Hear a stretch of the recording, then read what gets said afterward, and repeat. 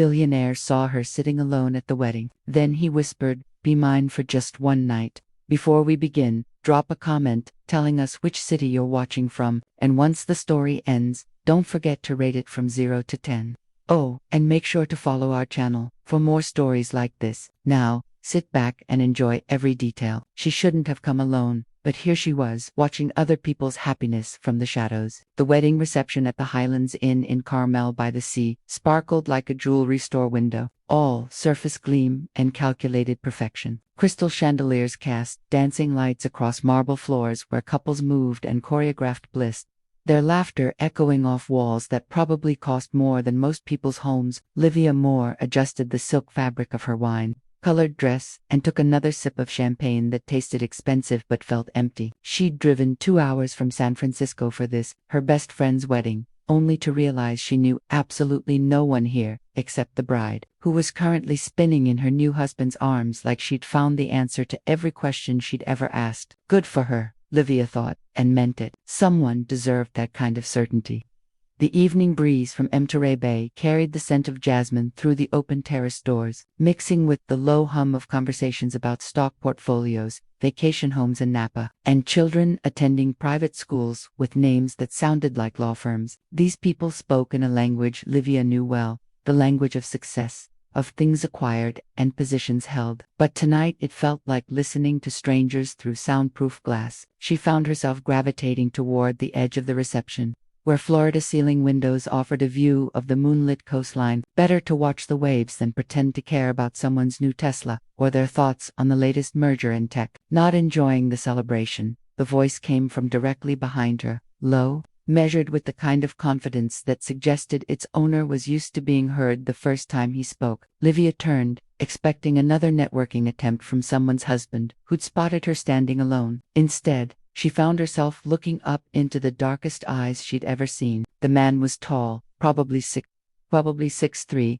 with salt and pepper hair that looked like he'd run his fingers through it more than once tonight. His tuxedo fit like it had been tailored specifically for his broad shoulders. But there was something in his posture that suggested he'd rather be anywhere else like her. "I don't really know anyone here," she admitted, surprised by her own honesty. "Except the bride, Soren Hayes," he said, extending his hand. "And I don't know anyone here either, including the groom." His handshake was firm, brief, but his fingers lingered just long enough for her to notice they weren't soft like most executives she knew. There were calluses there, old ones, like he'd once worked with his hands before.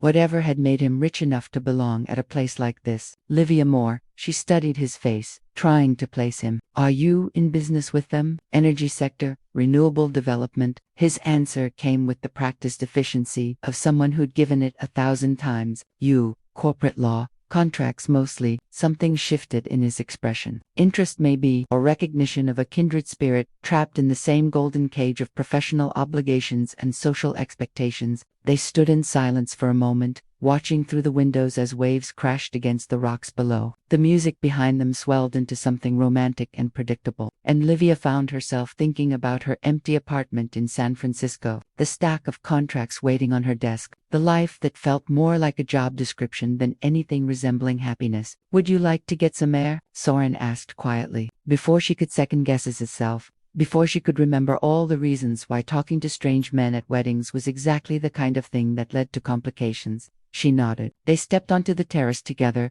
leaving the golden light and calculated joy behind them. The ocean wind caught her hair, pulling a few strands loose from their careful arrangement, and for the first time all evening, Livia felt like she could breathe. That's when he turned to her with an expression she couldn't quite read and said the words that would change everything. "Be mine for just one night." She should have walked away, but something in his eyes made her stay frozen in place. The words hung between them like smoke in the ocean air. Be mine for just one night. Not a question, not quite a demand, something in between that made Livia's heart skip in a way that had nothing to do with the champagne. Any reasonable woman would have laughed or been offended or both. Instead, she found herself studying his face in the moonlight, searching for the predatory gleam she'd learned to recognize in corporate boardrooms and hotel bars. The look that said, "I see something I want, and I always get what I want."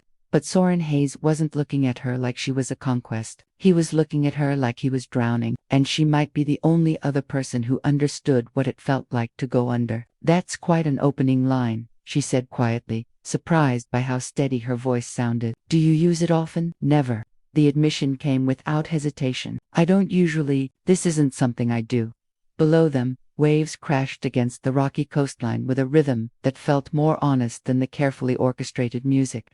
Drifting from the reception, Livia could hear laughter through the glass doors behind them. Bright champagne bubble laughter from people who seemed to have figured out some secret she'd missed. Why me? She asked. Soren was quiet for a long moment, his hands gripping the stone balustrade like it was the only thing keeping him anchored. When he finally spoke, his voice was softer than before. Because you look like I feel. The honesty of it hit her, somewhere deep in her chest, in a place she'd carefully locked away 6 months ago when her fiancé had left their engagement ring on the kitchen counter with a note that said, I can't do this anymore, and nothing else. No explanation, no fight, no chance to fix whatever she'd apparently broken. You look like I feel, like someone going through the motions of a life that had stopped fitting. Like someone who'd gotten so good at being what everyone else needed that she'd forgotten what she actually wanted. I should say no, she said, not moving away from him. Yes, you should. I don't even know you. No, you don't. The wind picked up, carrying the scent of salt and something flowering from the resort's gardens. Livia's carefully styled hair was coming completely undone now, dark strands whipping across her face, and she didn't bother to push them back. When was the last time she'd let herself look imperfect? When was the last time she'd done something just because it felt right instead of because it made sense? I'm not looking for complicated, she said finally. Neither am I. Through the windows behind them, she could see the bride and groom cutting their cake, feeding each other small bites while photographers captured every smile, the fairy tale moment she'd once imagined for herself, back when she still believed in happy endings that lasted longer than a contract term. Soren followed her gaze. Beautiful wedding. Yes, the word came out hollow. Very beautiful. You don't sound convinced. I used to be. She turned back to face the ocean. I used to believe in all of this. The white dress, the promises, the idea that two people could actually keep choosing each other every day until death do them part. What changed your mind? Livia was quiet for a moment, remembering the sound of their apartment door closing for the last time, the way silence could echo in spaces that used to feel like home. Reality, she said simply. Something in Soren's expression shifted, understanding maybe, or recognition of a wound that matched his own. He moved slightly closer, close enough that she could smell his cologne mixed with the ocean air, close enough to see the fine lines around his eyes that spoke of sleepless nights and difficult decisions. One night, he said again, but this time it sounded less like a proposition and more like a question. No complications, no promises we can't keep, just something real. The smart thing would be to say no, to go back inside, find the bride, make appropriate congratulatory noises, and drive back to San Francisco, where her ordered, predictable life was waiting, where she knew exactly who she was supposed to be. Instead, she found herself looking into those dark eyes that seemed to see straight through every professional mask she'd ever worn, and heard herself say the word that would change everything. Okay. They didn't go to his room. Not yet. Instead, Soren led her down a stone pathway that wound away from the glittering reception, past manicured gardens where jasmine climbed ancient oak trees, toward the sound of waves that seemed to call to something restless in both their souls. I thought we were going upstairs, Livia said, her heels clicking against the cobblestones as she tried to keep pace with his longer stride. We are eventually. He glanced back at her, something almost vulnerable flickering across his features. But first, I want to show you something. The path opened onto a secluded stretch of beach, where moonlight painted the sand silver, and the Pacific stretched endlessly toward the horizon. Here, away from the wedding's orchestrated perfection, the night felt raw and honest. Just wind and waves and two people who'd somehow found each other in a crowd of strangers. Soren stopped at the edge of the sand and began removing his dress shoes, rolling up the cuffs of his expensive tuxedo pants. The gesture was so unexpectedly boyish that Livia found herself smiling for the first time all evening. You're going to ruin that suit, she observed. It's just a suit. He straightened, his socks and shoes dangling from one hand. Besides, I've ruined more expensive things for less important reasons. There was something in his tone, a weight that suggested stories she couldn't even begin to guess at. Livia hesitated for only a moment before reaching down to unbuckle her own heels, sighing with relief as her feet sank into the cool sand. They walked in comfortable silence for several minutes, the waves washing almost to their toes before retreating with a soft hiss. The reception's music faded to nothing behind them, replaced by the ancient rhythm of ocean meeting shore. "Tell me something real," Soren said suddenly. "What do you mean? Something you don't put in your professional bio. Something that matters." Livia considered the question as they navigated around a piece of driftwood that looked like it had traveled halfway around the world to end up here. In the corporate world, she was used to careful revelations, strategic vulnerability designed to build rapport while maintaining professional distance. This felt different, more dangerous. "I haven't cried in 8 months," she said finally. "Not once. Not even when my engagement fell apart. Not when my father had his heart attack. Not when I got promoted to senior partner and realized I felt absolutely nothing about it." Soren nodded like this made perfect sense to him. "Survival mode. Is that what you call it?" "It's what my therapist called it. Back when I still went to therapy." He kicked at a shell,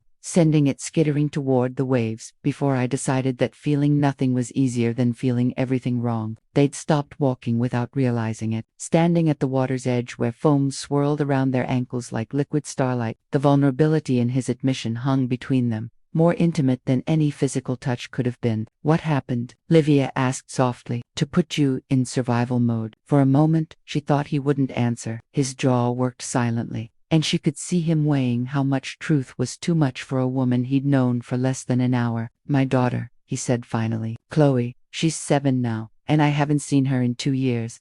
The words came out flat, matter of fact, but Livia could hear the raw pain underneath. She knew that tone, the voice of someone who'd practiced saying something unbearable until it sounded almost normal. "Your ex-wife won't let you see her." "My ex-wife thinks I'm poison." Soren's laugh was bitter as ocean spray. "Maybe she's right. I spent so many years building an empire that I forgot to build a family. When the divorce got ugly, I said things, did things that can't be undone." Now Chloe lives in Portland, with a stepfather who takes her to soccer games and helps with homework and probably doesn't even know my name. The confessions settled between them like a stone dropped into deep water. Livia felt something crack open in her chest. Not pity, which would have insulted them both, but recognition. The understanding of what it felt like to lose something you'd taken for granted until it was gone. "I'm sorry," she said, and meant it. "Don't be. I earned it." He turned to face her fully, and in the moonlight, she could see the truth written in every line of his face. "But that's why I don't do this. Why I don't get involved. Don't make promises I'll break. Don't pretend to be capable of being what someone needs." "Then why tonight?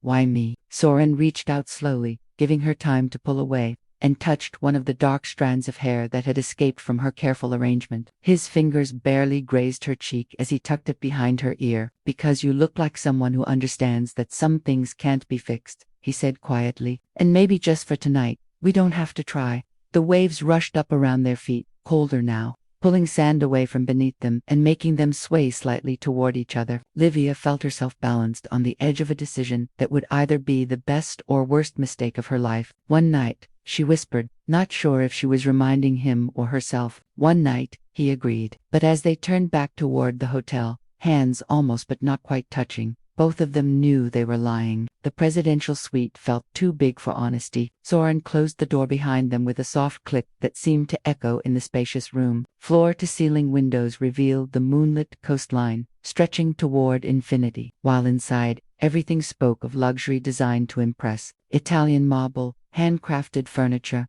artwork that probably cost more than most people's cars. But none of it mattered when Livia turned to face him, sand still clinging to her bare feet, her carefully styled facade completely undone by wind and salt air, and something that felt dangerously close to hope. "This is beautiful," she said, though her voice suggested she was talking about more than the room. "It's borrowed," Soren replied, not moving from the door like everything else I have. The admission hung between them, raw and unexpected. In the soft lamplight, she could see him clearly for the first time all evening. The expensive clothes couldn't hide the exhaustion in his shoulders, the way he held himself like a man who'd forgotten how to rest. Success looked heavy on him. "Are you having second thoughts?" she asked quietly. "Every second." His smile was rueful. Every second." They stood there looking at each other across an ocean of Persian carpet, both paralyzed by the strange intimacy of shared uncertainty. This wasn't how these things usually went, Livia imagined. There should have been more champagne, less talking, fewer pauses to consider the weight of what they were doing. Instead, Soren walked to the window and gestured toward the view. "When I was building my first wind farm, I spent 6 months in a trailer in Wyoming. No heat, no hot water, eating canned soup for dinner because the nearest restaurant was 40 miles away. Livia joined him at the window, close enough to feel the warmth radiating from his body. Why are you telling me this? Because I was happier in that trailer than I've been in any penthouse since. He turned to look at her, and she saw something vulnerable flicker across his features. I keep thinking, if I acquire enough, achieve enough, prove enough, I'll find my way back to that feeling. But I think I've been looking in the wrong places. What feeling? Like what I was doing mattered. Like I mattered. His voice was barely above a whisper. Like I wasn't just taking up space in someone else's life. The words hit her like a physical blow because she knew exactly what he meant. How many contracts had she negotiated? How many deals had she closed? How many professional victories had she celebrated alone in her empty apartment, wondering if any of it added up to something that looked like a life worth living? I know that feeling, she said softly. Do you? Instead of answering with words, Livia reached for his hand. His fingers were warm, slightly rough from those old calluses, and when he didn't pull away, she led him to the sitting area, where a low sofa faced the windows. They sat close, but not touching, the space between them charged with possibility and fear in equal measure. Tell me about your engagement, Soren said suddenly. Why? Because I want to know what kind of man walks away from you. The question caught her off guard, partly because of its directness and partly because she realized she hadn't talked about David, really talked about him with anyone since he'd left. The practical kind, she said. Finally, we met at a law conference. He was brilliant, ambitious, had a 5-year plan that included partnership, marriage, children, and a house in Moraine County with a 3-car garage. She paused, remembering it all made perfect sense on paper. But I think we were planning a merger, not a marriage. Everything was negotiated. Whose career took priority, how we'd split domestic responsibilities. When we'd start trying for children, we had spreadsheets. Soren, actual spreadsheets for our relationship. What changed? Livia was quiet for a long moment, watching moonlight dance on the water. I think he finally realized I was never going to be the woman he'd planned to marry. And I realized I didn't want to be her anyway. Soren nodded like this made perfect sense to him. My ex-wife used to say I treated our marriage like another business acquisition, that I thought love was something you could optimize if you just worked hard enough at it. Was she right? Probably. His laugh was hollow. I scheduled date nights like board meetings, bought expensive gifts instead of being present. When Chloe was born, I hired a night nurse so our productivity wouldn't suffer. He ran his hands through his hair, destroying what was left of its careful styling. I turned everything beautiful into a transaction. The confession settled between them, heavy with regret and recognition. Livia found herself reaching for his hand again, needing the contact, the reminder that she wasn't the only one who'd confused achieving with living. Maybe that's why we're here, she said quietly. Maybe we're both tired of treating connection like a contract. Soren's fingers intertwined with hers, and when he spoke, his voice was rougher than before. What if I don't remember how to do this without conditions, without clauses and exit strategies? Then we figure it out together. The words surprised them both. This was supposed to be simple. One night, no complications, no promises they couldn't keep. But as Soren turned to face her fully, as his free hand came up to trace the line of her cheek, Livia realized they'd already crossed some invisible boundary into territory neither of them had mapped. Just tonight, he whispered, but it sounded more like a prayer than a promise. Just tonight, she agreed, knowing they were both lying again. But for once, neither of them cared about being right. She woke up alone, exactly as she'd expected, and somehow that made it hurt more. The first thing Livia noticed was the light, soft California sunlight streaming through the floor-to-ceiling windows, painting everything in shades of gold that made last night feel like a dream she might have imagined. The second thing she noticed was the silence. No shower running, no coffee brewing, no quiet sounds of someone trying not to wake her, just emptiness where warmth had been. She sat up slowly, the Egyptian cotton sheets pooling around her waist, and surveyed the presidential suite that felt cavernous now that she was alone in it. Her wine-colored dress lay draped over a chair like abandoned hope. Her heels sat exactly where she'd left them by the door, still sandy from their walk on the beach. Everything looked the same. Nothing felt the same. What did you expect? She asked herself, padding barefoot to the window where they'd stood,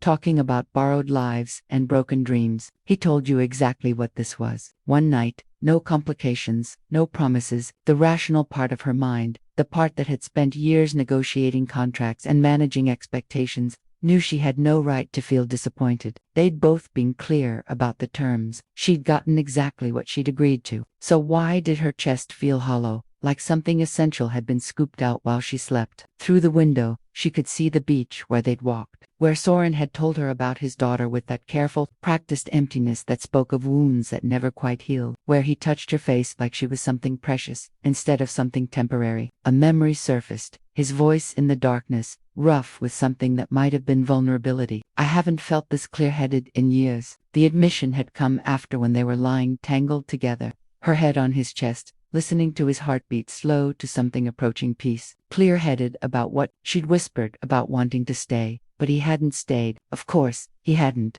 Livia found her phone buried in her purse and checked the time. 8:47 a.m. The wedding reception would be long over. The happy couple probably on their way to whatever exotic honeymoon they'd planned. Real life resuming its regularly scheduled programming. She should shower, get dressed, drive back to San Francisco, where her organized, predictable existence was waiting. She should treat this like what it was, a brief interlude, a moment of madness that had no bearing on her actual life. Instead, she found herself walking onto the private balcony, hoping to catch some sign of him. Maybe he was an early riser. Maybe he'd gone for coffee. Maybe there was some innocent explanation for why he disappeared before she woke up. The balcony was empty except for morning air that smelled of jasmine and salt water. But there, on the small table where room service had left champagne the night before, was something that made her breath catch. A single white gardenia still damp with dew. Next to it, a note written on hotel stationery in handwriting that was distinctly masculine, all sharp angles and controlled urgency. You were sleeping so peacefully. I couldn't bear to wake you. Last night was unexpected. Thank you for reminding me what it feels like to be human. Livia sank into one of the row iron chairs, the note trembling slightly in her hands. It wasn't a love letter, barely qualified as a thank you note, but something about the careful script, the choice to leave anything at all, made her throat tight with emotions she couldn't name. Thank you for reminding me what it feels like to be human. She read the words again, remembering the way he'd looked at her in those quiet moments between conversation and sleep, like she was the first real thing he'd encountered in years, like she mattered in a way that had nothing to do with what she could do for him or how she might fit into his life. When was the last time someone had looked at her like that? When was the last time she'd felt essential rather than convenient? Her phone buzzed with a text from her assistant. Conference call with Morrison Industries. Moved to 10 a.m. Need the Henderson contracts reviewed before Monday. Hope the wedding was fun. The message landed like a cold splash of reality. This was her life. Conference calls and contract reviews and efficiently managed obligations. This was who she was. Senior partner Livia Moore, who billed 80 hours a week and hadn't taken a real vacation in 3 years. Who measured success in billable hours and client satisfaction scores, not the woman who had walked barefoot on moonlit beaches and shared secrets with a stranger who saw her pain and somehow made it feel less heavy. She dressed quickly, mechanically, smoothing her hair back into something approximating professional order. In the bathroom mirror, she looked exactly like herself again, composed, controlled, unremarkable, the woman from last night. The one who had laughed and cried and felt like she might finally be coming back to life, was nowhere to be seen. But as she packed her few belongings, Livia carefully tucked the gardenia and note into her purse, not because she was harboring romantic fantasies about a man who'd made it clear this was temporary, not because she expected to see him again, but because for 7 hours she'd felt like someone worth staying for, and maybe, just maybe, that was enough to build on. 3 weeks later, and she still couldn't drink champagne without thinking of his hands. Livia stared at the glass of Dom Perignon that had been placed in front of her at the Morrison Industries celebration dinner,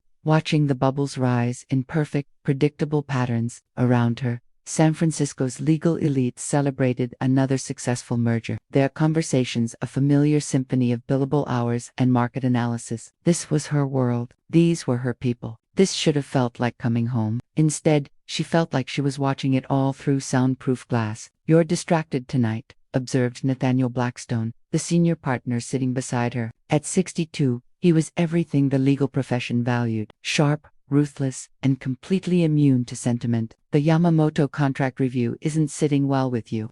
"It's fine," Livia replied automatically, forcing herself to focus on his weathered face, instead of the memory of dark eyes that had looked at her like she was the only real thing in a room full of artifice. Just tired. Nathaniel's expression suggested he wasn't buying it. You've been tired a lot lately, taking longer lunches, leaving the office before 9 p.m., your assistant mentioned. You've been declining networking events because networking events reminded her of wedding receptions, and wedding receptions reminded her of a night when she'd felt more alive in 7 hours than she had in 7 years. I'm handling my caseload, she said carefully. Yes, but barely. And barely isn't what made you senior partner. He leaned closer, his voice dropping to the confidential tone he used for difficult conversations. Whatever's going on with you, Livia, fix it. The partners are watching, and distraction is a luxury we can't afford. The warning was delivered with the casual efficiency of a man who'd spent decades reducing human complexity to profit margins. Livia nodded, offered the appropriate reassurances, and excused herself to the ladies' room before she said something that would destroy everything she'd worked for. In the marble-appointed restroom of the St. Francis Hotel, she stared at her reflection and tried to recognize the woman looking back. Same expensive suit, same careful makeup, same professional composure that had carried her through countless high-stakes negotiations, but something was different. Something had shifted that night in Carmel, leaving her feeling like she was playing a role in someone else's life. Her phone buzzed. A text from her assistant. Soren Hayes from Hayes Energy Solutions wants to schedule a consultation. Should I set something up for next week? Livia's hands went cold. She read the message 3 times, each word hitting her like a physical blow. Soren Hayes here in her professional world where she'd spent 3 weeks trying to forget he existed. What kind of consultation? She typed back, proud of how steady her fingers remained. Didn't specify. Just said he had some contracts that needed reviewing. High priority, apparently. Want me to send him to Davidson instead? She should say yes. Should hand this off to another partner and maintain the professional distance she'd spent years perfecting. Should protect herself from whatever game he was playing. Instead, she found herself typing, schedule him for Thursday at 2 p.m. The rest of the dinner passed in a blur of forced conversation and untouched food. Livia made the appropriate responses, laughed at the appropriate moments, and played the part of successful corporate attorney while her mind raced through 1,000 scenarios. Why was he here? What did he want? And why did the thought of seeing him again make her feel like she was standing on the edge of a cliff, equally terrified of falling and jumping? By Thursday morning, she'd convinced herself she was ready. Professional composure, clear boundaries, no acknowledgement of anything that had happened outside the context of business. She'd handled difficult clients before. She could handle Soren Hayes. At exactly 2 p.m., her assistant knocked on her office door. Mr. Hayes is here for his appointment. Send him in. The door opened and suddenly her carefully controlled world tilted sideways. He looked different in her office. Larger somehow, more commanding in the tailored charcoal suit that probably cost more than most people's cars, but his eyes were the same, dark and intense, and searching her face like he was trying to read a language he'd only just learned. Ms. Moore, he said formally, extending his hand across her mahogany desk. Thank you for seeing me on such short notice, Mr. Hayes. His handshake was brief, professional, but she felt the slight tremor in his fingers, the way he held on just a fraction too long. Please have a seat. What can I do for you? Soren settled into the leather chair across from her desk, his posture perfect, except for the tension in his shoulders that spoke of sleepless nights and difficult decisions. For a moment, neither of them spoke, the weight of unfinished conversations filling the space between them. I need help with some contracts, he said finally. What kind of contracts? The complicated kind.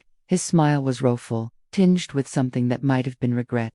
The kind that requires someone who understands the importance of clear terms and defined boundaries. Livia felt her chest tighten. They weren't talking about business contracts, and they both knew it. I see, she said carefully. And what exactly are you hoping to negotiate, Mr. Hayes? For the first time since he'd entered her office, his professional mask slipped slightly, revealing something raw and uncertain underneath. A second chance, he said quietly. If you think the terms might be amenable. The words hung between them like a challenge, a question, a plea. She wasn't sure she was strong enough to answer. She should have felt powerful, saying no. Instead, she felt like she was drowning. Livia kept her expression perfectly neutral. The way she had learned during years of high-stakes negotiations, where showing weakness meant losing everything, but inside his words echoed like a bell she couldn't stop hearing. A second chance. If you think the terms might be amended. I'm sorry, Mr. Hayes, she said, her voice crisp and professional. I don't think I'm the right attorney for what you're looking for. Something flickered across his face. Disappointment maybe,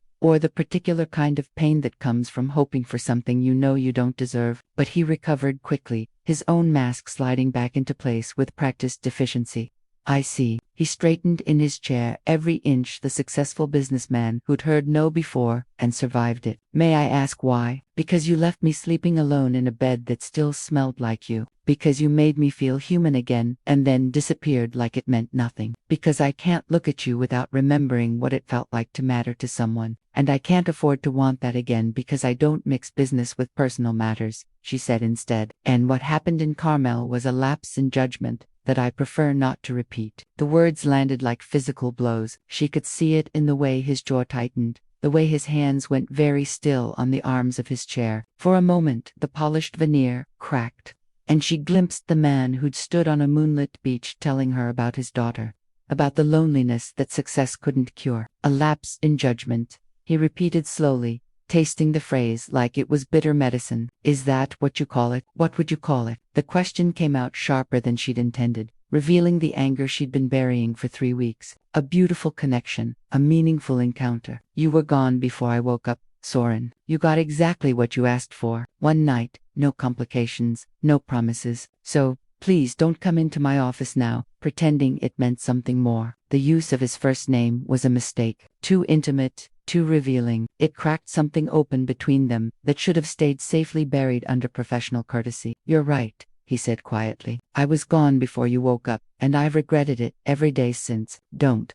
The word came out like a warning. Don't do this here. Don't make this about regret or second chances or whatever midlife crisis brought you to my office. I'm a contracts attorney, Mr. Hayes. I deal in facts, not feelings. And the fact is, you made your choice that morning. Soren stood slowly, and for a moment she thought he was going to leave, walk out of her office and her life with the same silent efficiency he'd used to leave her hotel room. Instead, he moved to the window that overlooked San Francisco's financial district, his hands clasped behind his back like a man preparing for battle. You want facts, he said without turning around. Here's a fact. I haven't been able to get through a single day without thinking about you. Another fact, I've driven past your building 17 times in the last 3 weeks trying to work up the courage to come inside. And here's the most inconvenient fact of all. I think I'm falling in love with a woman who's too smart to let me. The admission hit her like a punch to the solar plexus. She gripped the edge of her desk, fighting the urge to either throw something at him or run from the room entirely. Stop, she whispered. I can't. He turned back to face her and she saw that his careful composure was completely gone now, replaced by something raw and desperate and entirely too honest. I've tried, Livia, God knows I've tried. But that night, what we shared, it wasn't just sex or loneliness or whatever comfortable lie we want to call it. It was real. Maybe the most real thing that's ever happened to me. It was one night, but even as she said it, she could hear the uncertainty in her own voice. Then why are you afraid to look at me? He asked gently. Why haven't you made eye contact once since I walked into this office? Because looking at him hurt. Because she could see everything she wanted and couldn't have written in the lines around his eyes.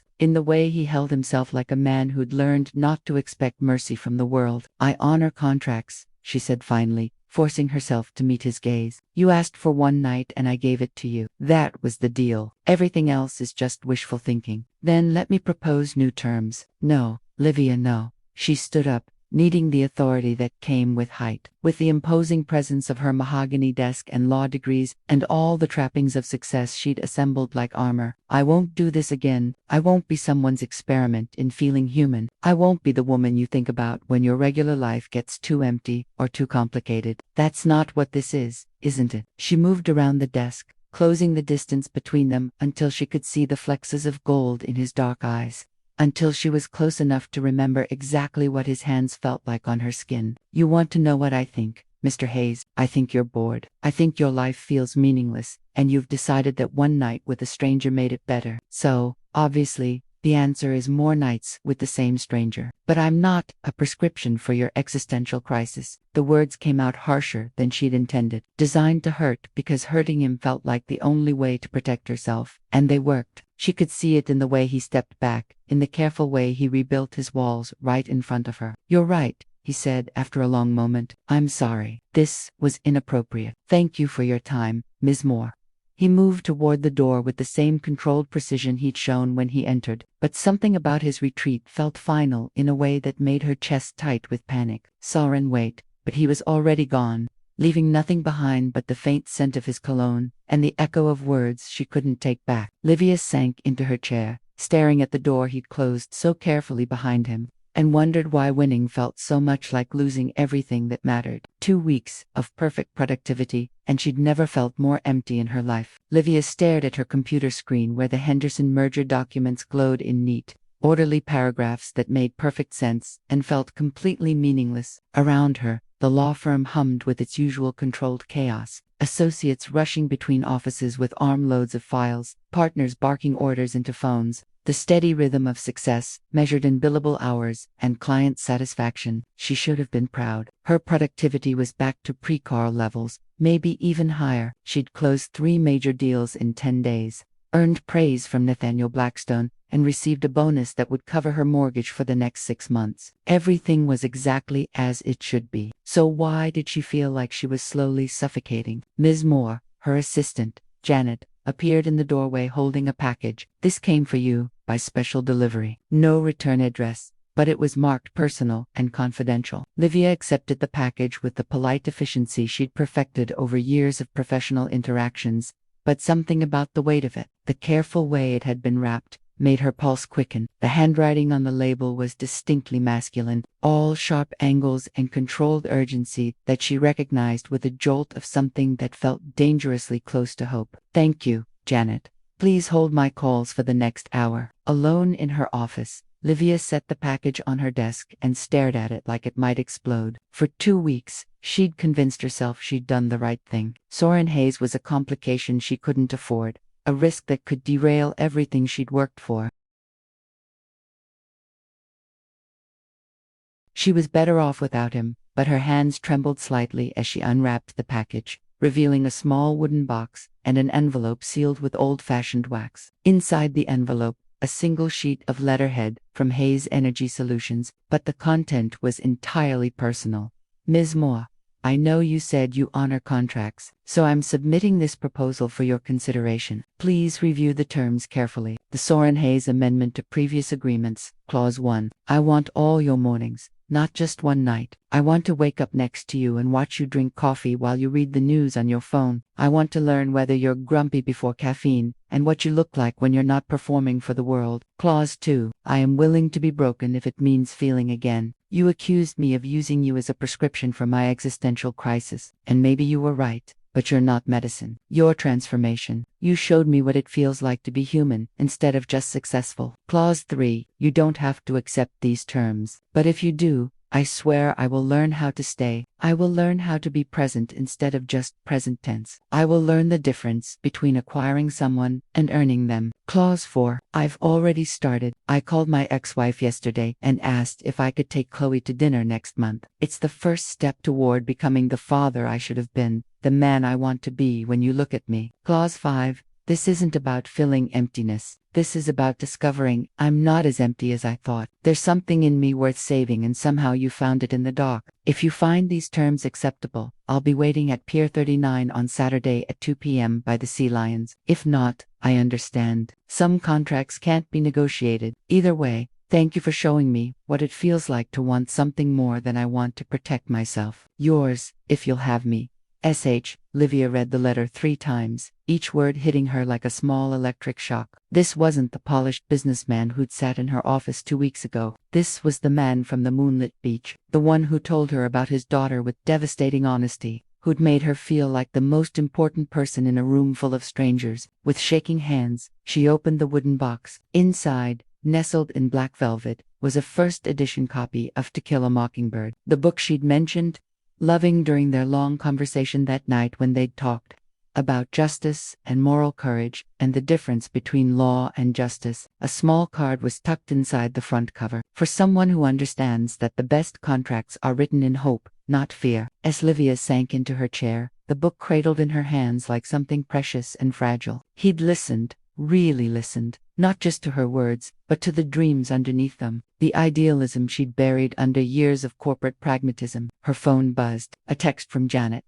The Morrison team needs the revised contracts by 5 p.m. Should I tell them you're still in your meeting? She looked at her computer screen where those neat, orderly paragraphs waited for her attention. Important work, valuable work, the kind of work that had defined her entire adult life. Then she looked at the letter in her hands, at clauses written in vulnerability instead of legal jargon, at terms that had nothing to do with billable hours and everything to do with building something real. For the first time in 2 weeks, Livia felt like she could breathe. She picked up her phone and typed, "Cancel my appointments for the rest of the day." Something important just came up.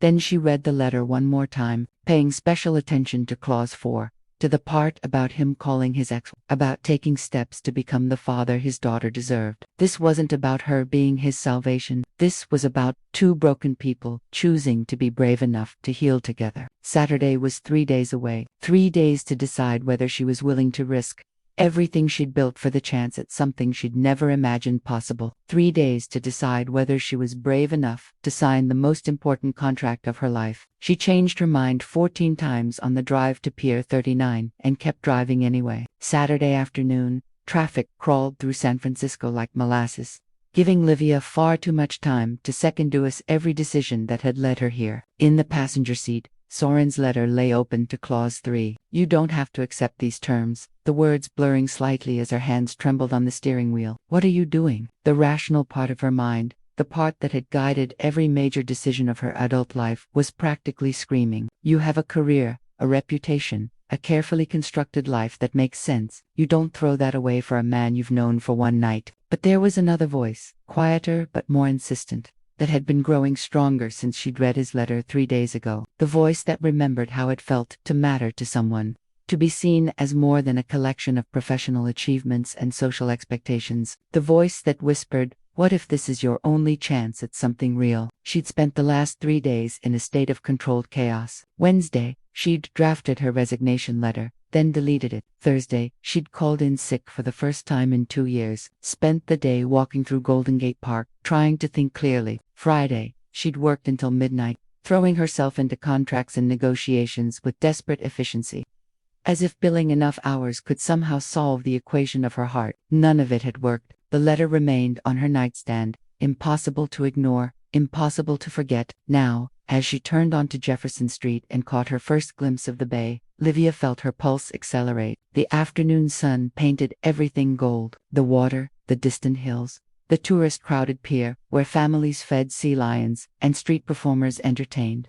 crowds with varying degrees of success. She parked 3 blocks away, needing the walk to steady her nerves. Each step felt simultaneously like moving towards something inevitable and running toward the edge of a cliff with no certainty of what lay below. Clause 4, she reminded herself, he called his ex. He's trying to rebuild his relationship with his daughter. This wasn't about her fixing him or him completing her. This was about 2 adults choosing to be brave enough to build something together. The sea lions were loud today, their barking echoing across the wooden planks as tourists snapped photos and children squealed with delight. Livia navigated through the crowd, her heart hammering against her ribs, scanning faces for the one that had been haunting her dreams for 6 weeks. She saw him before he saw her. Soren stood at the far end of the viewing area, hands shoved deep in the pockets of dark jeans and a gray sweater that made him look younger, less intimidating than the suited businessman who'd sat in her office. His hair was slightly mused by the bay breeze, and there was something in his posture, a carefully controlled tension that suggested he was as nervous as she was. He was alone. Of course, he was alone, but somehow she'd half expected him not to be here,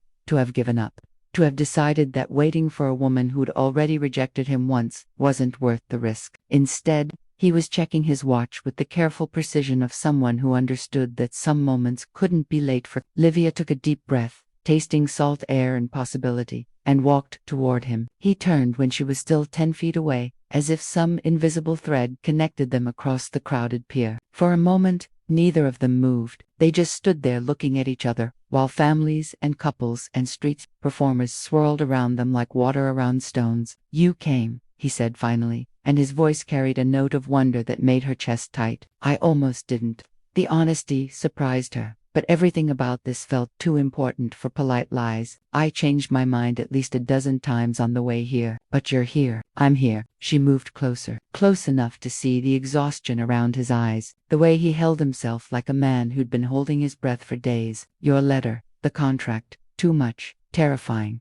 She smiled, despite herself, but also beautiful. "No one's ever written me clauses before. I figured I should speak your language." They were close enough now that she could have reached out and touched him, could have closed the distance that had felt impossible just moments before. Instead, they stood there, in the space between decision and action, both of them aware that whatever happened next would change everything. "I have questions," Livia said finally. "I have answers. Maybe not good ones, but honest ones. Your daughter, Chloe. Did you really call your ex-wife?" Something shifted in his expression, vulnerability mixed with something that might have been hope. "I did. We're having dinner next Friday, just the three of us. First time in 2 years." He paused. "She's nervous about meeting me. Her stepfather has been more of a father to her than I ever was. That must be hard."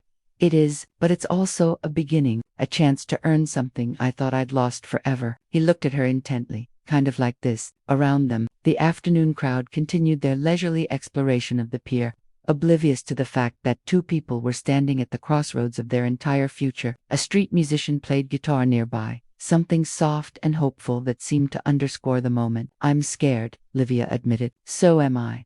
I don't know how to do this. How to want something this much without guarantees." "Neither do I." Soren took a half step closer, and now they were definitely in each other's space, definitely past the point where this could be dismissed as a casual conversation. "But I know I want to try with you if you're willing." She looked into his dark eyes, seeing her own fear reflected there, along with something else, a determination that had nothing to do with business acquisitions and everything to do with the kind of courage that builds lives worth living. "Okay," she said quietly, the same word she'd whispered on a moonlit terrace 6 weeks ago, but this time it felt less like surrender and more like choosing to jump.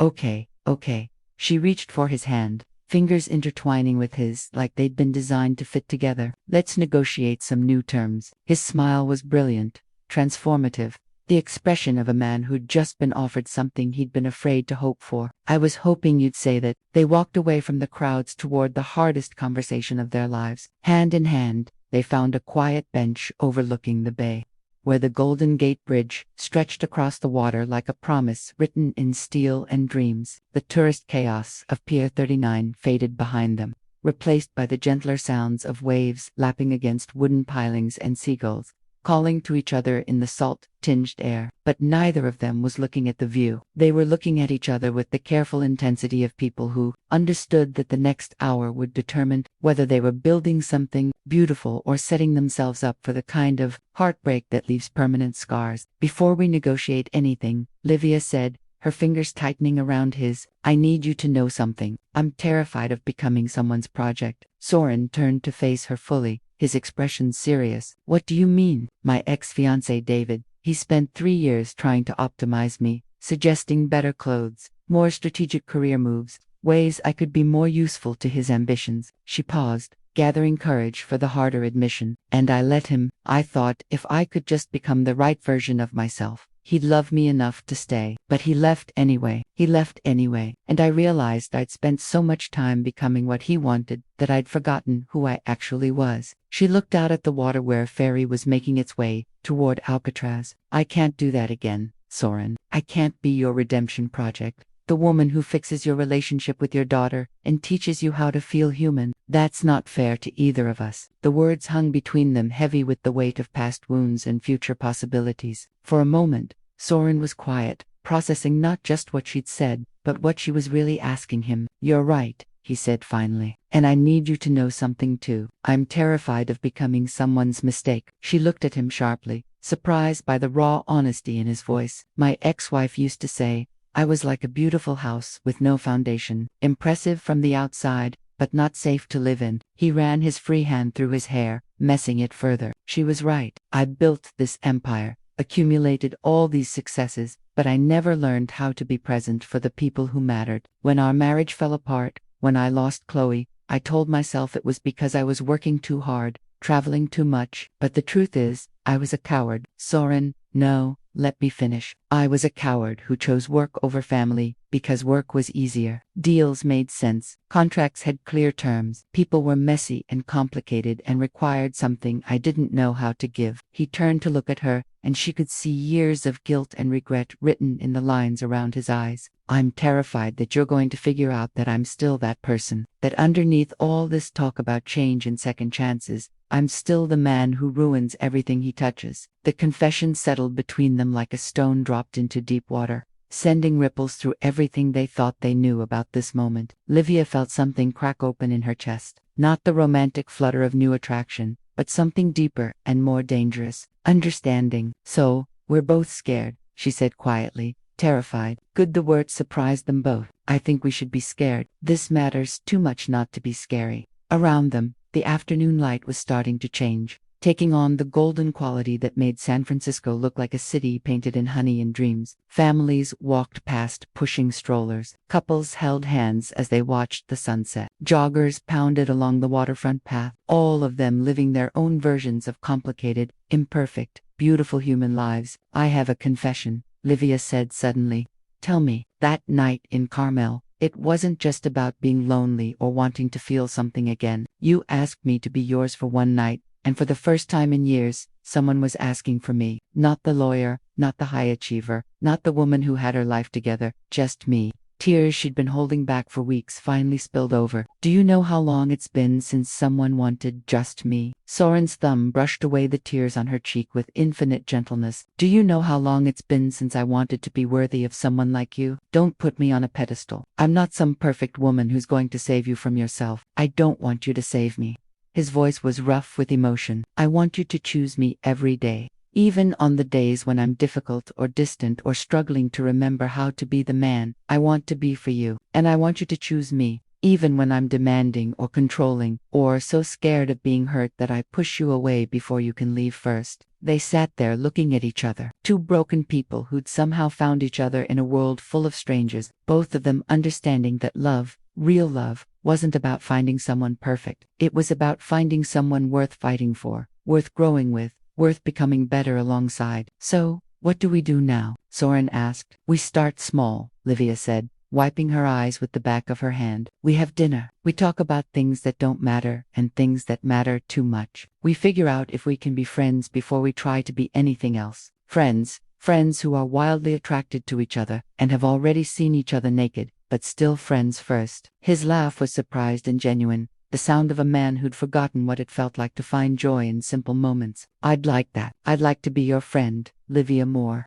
And maybe, she said, leaning closer until their foreheads almost touched, if we're very lucky and very careful and very brave, maybe we can figure out how to be something more. Maybe we can. As the sun began to set over San Francisco Bay, painting the sky in shades of pink and gold that made everything look possible, two people who'd thought they were too broken for love decided to risk everything on the chance that broken things could still be beautiful. When they found the right person to be broken with, it wasn't a happy ending. It was something better, a hopeful beginning written in truth instead of fantasy, built on the understanding that the best love stories aren't about perfect people finding each other. They're about imperfect people choosing each other again and again until choosing becomes as natural as breathing. 2 years later, she still returned to the same place, but this time with a light smile and steady steps. The presidential suite at the Highlands Inn looked exactly the same, Italian marble gleaming under soft lamplight, Florida-to-ceiling windows revealing the endless Pacific, handcrafted furniture arranged with mathematical precision, but everything felt different when you weren't running from yourself. Livia stood at the window where she'd once felt like a stranger in her own life,